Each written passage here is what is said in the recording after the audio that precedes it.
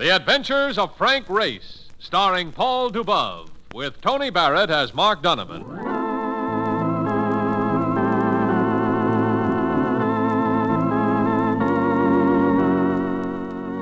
The war changed many things, the face of the earth and the people on it. Before the war, Frank Race worked as an attorney, but he traded his law books for the cloak and dagger of the OSS. And when it was over, his former life was over, too. Adventure had become his business. The Adventures of Frank Race.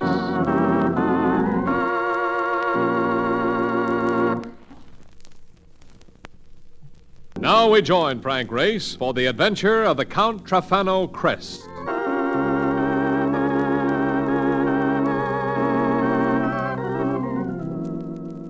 Los Angeles after sundown. A sleepy city, like a giant cat, warm and content, denying its spectacular reputation. Mark was out on the town, and I was sitting in our hotel room reading a newspaper account of a case we had just cleaned up. As my eyes came to the bottom of the column, I glanced down at the floor and suddenly noticed that I either had 4 feet or company. Since the other pair of shoes on the floor were several sizes smaller than my modest 10s, I dropped the paper and looked up, about 5 feet up. He was dressed in a color scheme that might have come from a painting by Cézanne, and had I been a drinking man, I might have taken the pledge. Is Detective Race? Well, the name is Race, but I'm not a detective. What can I do for you? My boss is disappeared. I am chauffeur. You mean he left town without paying you? No. Just disappeared. You're fine. Why come to me? This is a case for the police. No police. Viventi say no police. Who is Viventi? It's me. Oh, well, that explains everything, except why no police. Viventi is on parole from prison. 1 more month. Oh, I see. Which means that you'd be yanked as a parole violator if the police thought you were hooked up with the disappearance. You find the boss. I pay. I don't want your money. What kind of a rap were you jailed on? The one you've been paroled for? Oh, fight. In crap game.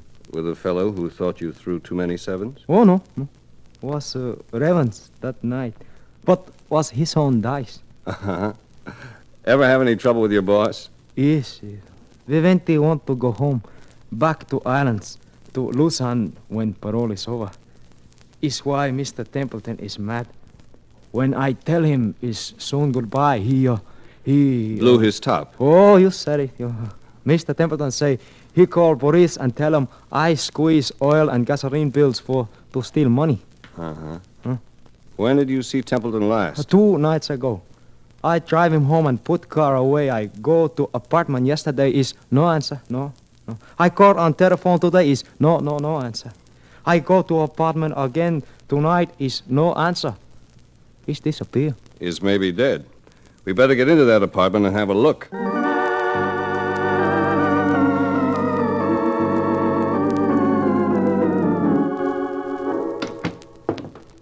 You see, Detective Race, he's gone.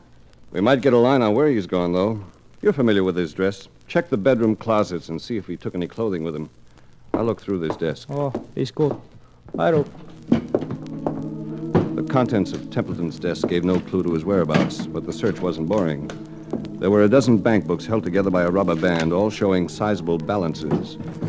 In another drawer, also bound by a rubber band, was a stack of pawn tickets, again for sizable sums. In the same drawer was a ledger and a list of money transactions with pawn shops in major cities all over the country. But it was in a little metal filing box that I hit the jackpot. A batch of precious stones in various settings. They looked like the Bavarian crown jewels. I spilled them out on the desk as Viventi came back into the room. Oh, it's changed mind, Detective Race. Yeah, what about? You forget case. Mr. Templeton just go away. Vacation. You got the jitters, Viventi. What did you find in there? Oh, nothing. I think I'll take a look. No, you go Step away. aside. No. The bedroom was just as it had been at first glance, a portrait of Jonathan Templeton on the wall dominating the room. But now the closets were open. Staring at me from one of them, but not seeing me, was the face that had posed for the portrait. Jonathan Templeton had been strangled by a brightly colored necktie. I turned back to Viventi just in time to see an iron paperweight do things to my conscious mind.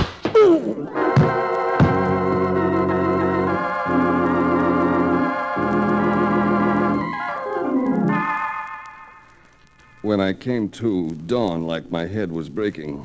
I made an anonymous call to the police, tipping them off about the body, and then I stuffed the jewelry and the pawn tickets into my pocket for future reference. I was about to leave the apartment when the phone rang. I answered it.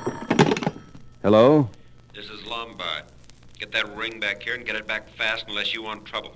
Which ring, and where shall I bring it? Don't stall. You know which. Who is this? A friend. Just a friend. Who is it? Hello? Hello? A man named Lombard, and he wanted a ring. It was something to remember. I stepped to the door out into the hall just in time to bump into a female who might have stepped out of a drawing by Varga. Oh, excuse me. I didn't see you. It's all right. I'm not hurt. I was coming in to see you. So I noticed, with a skeleton key in your hand. You give me little choice. I must have that ring. You promised. I have paid you all I can. How do I know the ring is yours? Why do you torture me? You know the crest. It belongs to Count Trefanno. I must have the ring when he returns. I must. Lombard wants the ring, too. What am I bid? This is my final bid. A .22 pistol and monogrammed. What will they think of next? I warn you. I've got bad news for you, Ducky. I'm not Jonathan Templeton. Then where is he? Well, that depends on the kind of life he lived, because he's dead. And those sirens mean the police are coming to find out why. I'm getting lost and humbly suggest you do the same.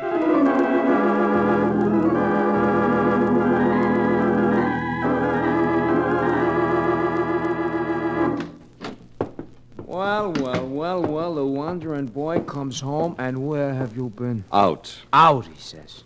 I've been looking for you all night. You was a guy which was going to bed early, and now you tell me you went off and had a ball all by Marcus, yourself. when I said out, I meant out cold. Somebody caressed me with a paperweight. Although I can't understand why he ran off and left these behind. Holy cow, what rocks.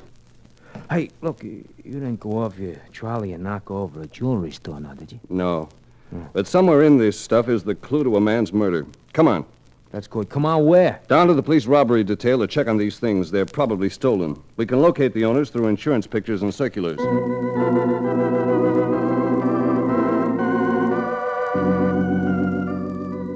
The police check turned out to be a blind alley. Not one of the pieces showed up on the list of missing jewelry. I took out the batch of pawn tickets I had lifted from Templeton's desk. Mark and I made the rounds of the 3 gold ball establishments. The answers were all the same.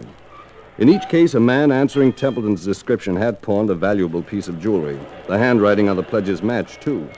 But he used a different name each time. We continued our march down Spring Street. Here's another pawn shop. Miller's. What did he drop in here? That's funny. What? There aren't any tickets for Miller's. Yet he hasn't missed any of the other shops on Spring Street up to this point. And there are tickets for places further up the street. So? So I've got a hunch. Give me your wristwatch, Mark. My wrist? What for? I'm going to pawn it. I left my watch back at the hotel. Well, how convenient for you, Come on, Marcus, give. Right here. I'll put it on and go in there. Here, you take the tickets and check the rest of the pawn shops. I'll meet you back at the hotel. Yeah, everything happens to me. See you later. Well, what can I do for you? I'd like to get $10 on this wristwatch. Yeah, I'll take it off. Here. Nice watch. But it's not yours. What did you do, take in a crystal ball on a pledge? No. No, you had it fastened through the 2nd hole in the watch band, but there are signs of wear on the band near the 4th hole. The person who wears this watch has a smaller wrist. Maybe we ought to trade places. In this business, one must be an observer of human beings and a student of human nature. In your studies of human nature, have you ever come across a specimen named Jonathan Templeton? Yes, I know Jonathan Templeton. By other names, he plagues many pawnbrokers. Plagues them, how? By borrowing large sums of money on worthless collateral. Well, maybe I have some samples of his merchandise. Take a look at these. Where'd you get them? That's not important. Are they worth anything? Well? No. Settings are gold and platinum, but the stones, they are mostly white zircons. The zircon is only a semi-precious stone. Well, how about this ring? The royal crest of the Trefanno family with the large diamond.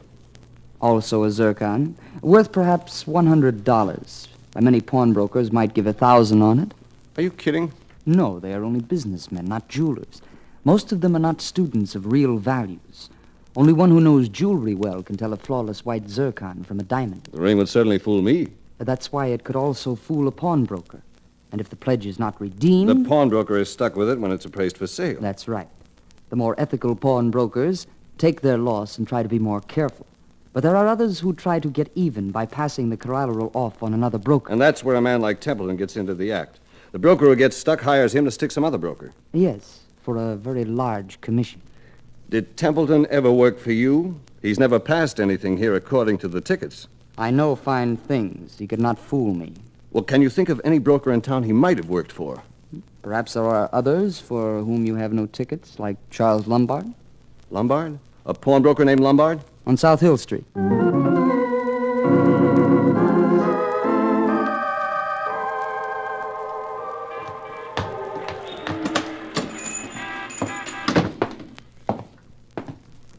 Can I help you?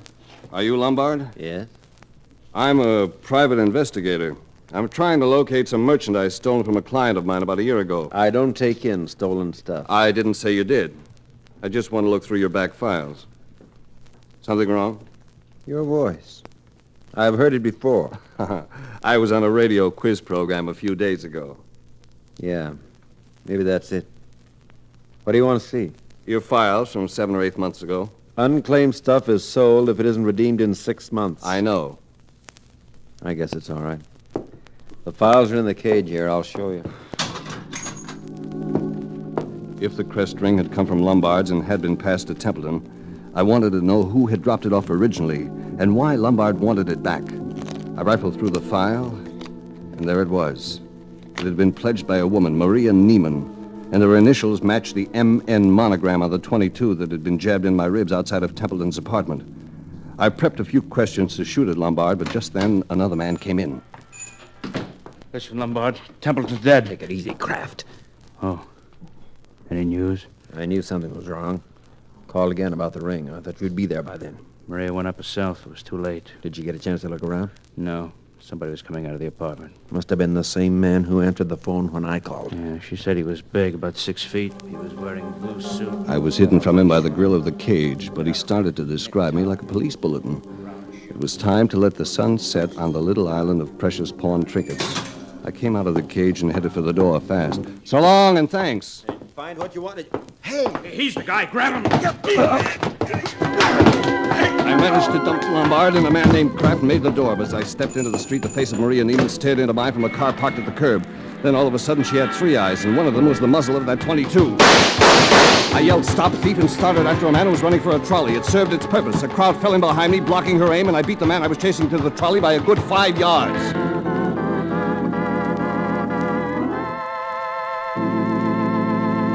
We'll return to the adventures of Frank Race. Now, back to the adventures of Frank Race.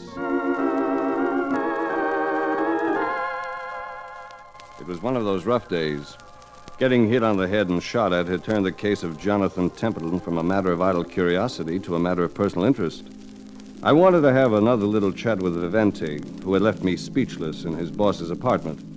So, at 10 o'clock that night, I sashayed into the Rendezvous Ballroom, a dime-a-dance joint where many of Vivente's compatriots spend their evenings and their money worshiping the biggest blonde Amazon since the gold rush. The orchestra was in a break, and only the pianist was left, beating out a dreamy improvisation. I spotted my quarry in a dim corner of the hall near a fire escape. Friend Vivente was cradled in the arms of one of said Amazons who was gently rocking his dreamboat. Hello, honey.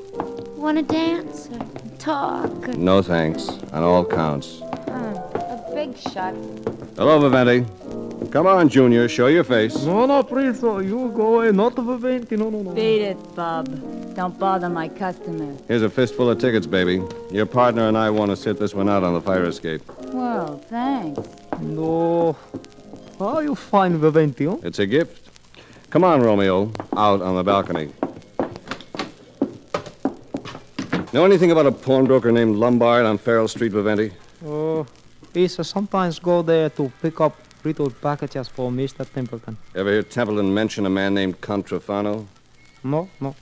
How about a man named Kraft? He's come to see Mr. Templeton sometimes, I drive him in car once with his girl, name of Maria. I read them out on corner near Lombard pawn shop. When was that? About 7 or 8 months ago? Oh, yes. It was spring. He's good? Maybe. It helps. Now, look, Vivanti, you better call your parole officer and turn yourself in until I clear this up. Oh, no. With man dead is bad. Find who killed Templeton. Goodbye. Freeze!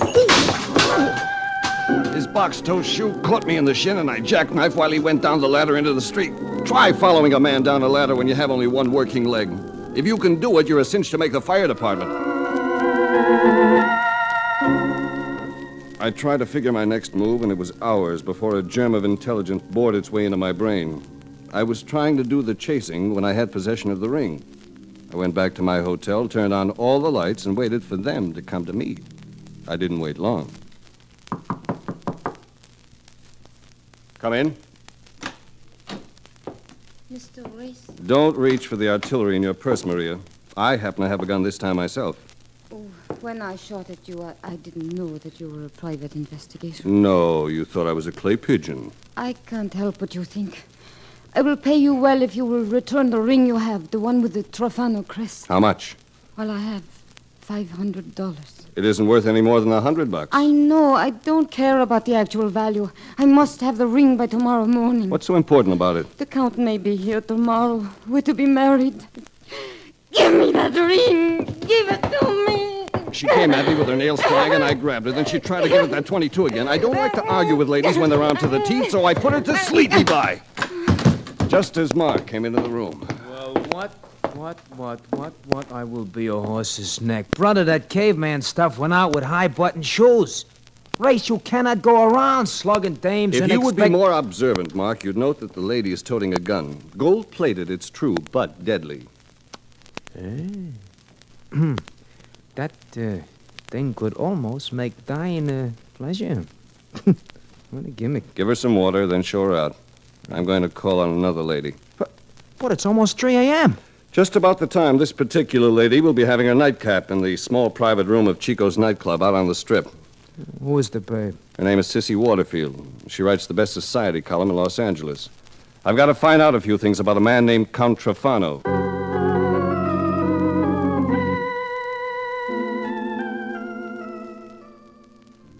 Sissy Waterfield wasn't hard to find at Chico's. There was the usual crowd of males surrounding her. I took a seat at a corner table and waited until she saw me. She pushed her way through the team and came over, the beauty of her blending with the soft beat of the piano. Hello, Grace. Why the pout, honey? I read in the papers you were in town, but you didn't call me. Papers also told where I was staying. You didn't call me?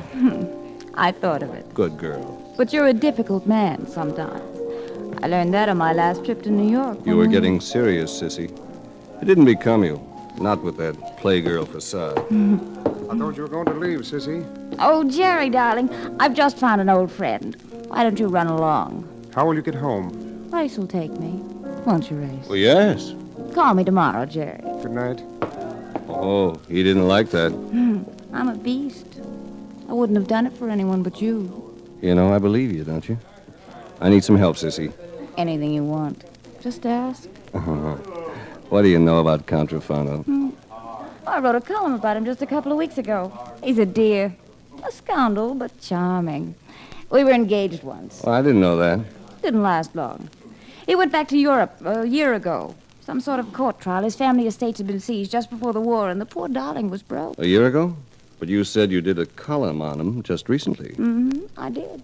His case had dragged through the courts and was just settled. He got his estate back, a castle on the Riviera, the works.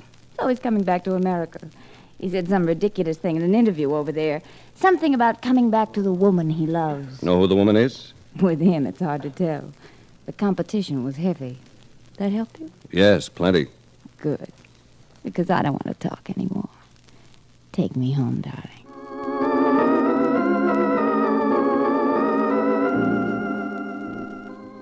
I took Sissy home. I helped her wind the cat and put the clock out. We made some confetti in case we should ever go to the Mardi Gras. Then I kissed her goodbye and headed for downtown Los Angeles. I got there just in time to see Lombard open his pawn shop for the day. I waited in the street for a minute or two, then I followed him.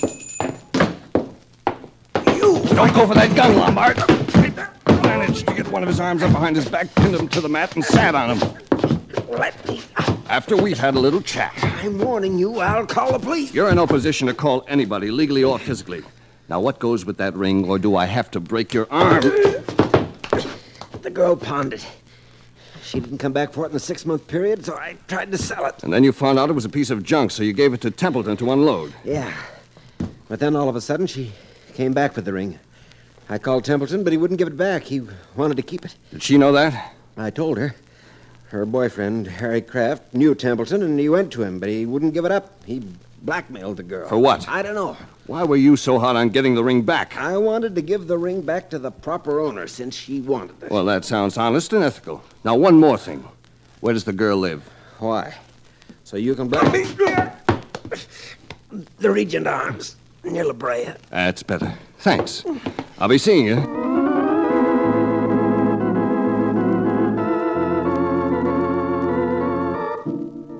My visit to the Regent Arms was brief. Nobody was home, so I whiled away the time by opening and closing drawers. There were several blackmail notes from Templeton to Maria Neiman, and a bunch of torrid love letters from Harry Crest to Maria.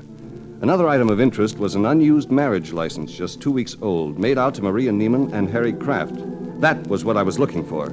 I called Mark at the hotel and told him to meet me at Kraft's house. I got there first. Back your camp into the... Oh, it's you. Going someplace, Kraft? Is that the cab, Harry? Better come in. I think so, too. Oh, Mr. Race. I know it's a little late, but I want to apologize for all the trouble we've caused you. Skip it. You mean that? Sure. Your girlfriend offered me $500 for this ring I've decided to sell. Well, what's the matter? No takers? Well, you see, Maria wanted the ring back for sentimental reasons, but... But now I don't. Harry and I have become very close in the past week or so. And you've decided that he is your own true love, right? I guess you could call it that. Old friends for a long time, and then all of a sudden in a week, love. I guess that's the way it is, Race. Foolish though it may seem. Foolish. It's unbelievable. What do you mean? Well, your intuition must be strong because you took out this marriage license 2 weeks ago before you even fell in love. Where'd you get that? In Maria's apartment, along with a bunch of love letters you wrote, also before you fell in love. You thought the good Count Trefanno had passed out of your life, but then he turned up rich when the European courts verified his rights to his family estate. That's why you and Maria never used this marriage license. Guess again, wise guy, because we are going to use a license. We're getting married today. Why? Because of your great love?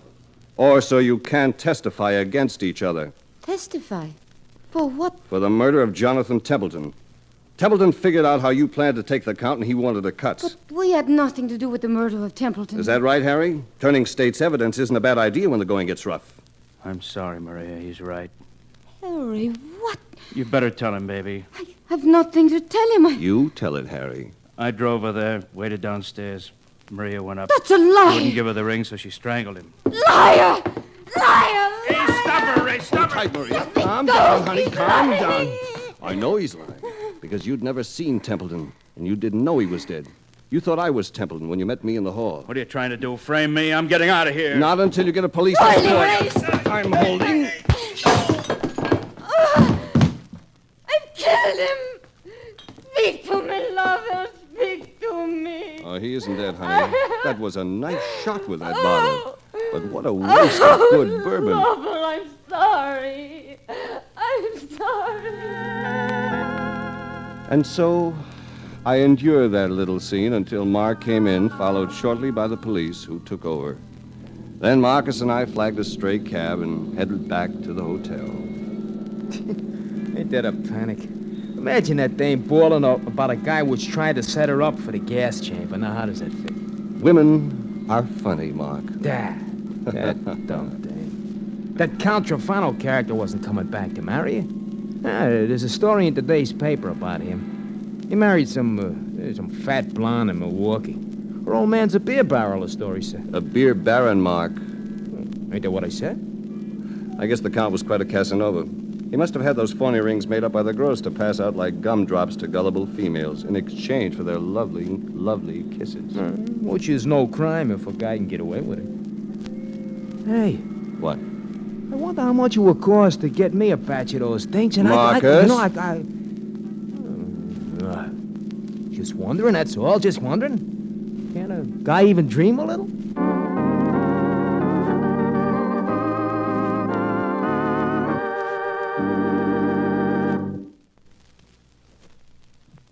The Adventures of Frank Race, starring Paul Dubov with Tony Barrett as Mark Donovan, comes to you from Hollywood.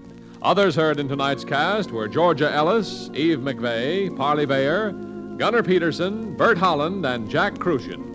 This series is written and directed by Buckley Angel and Joel Murcott. The music is composed and played by Ivan Ditmars. Be sure to be with us again this time next week for another dramatic chapter in The Adventures of Frank Race. Art Gilmore speaking. This is a Bruce Ells production.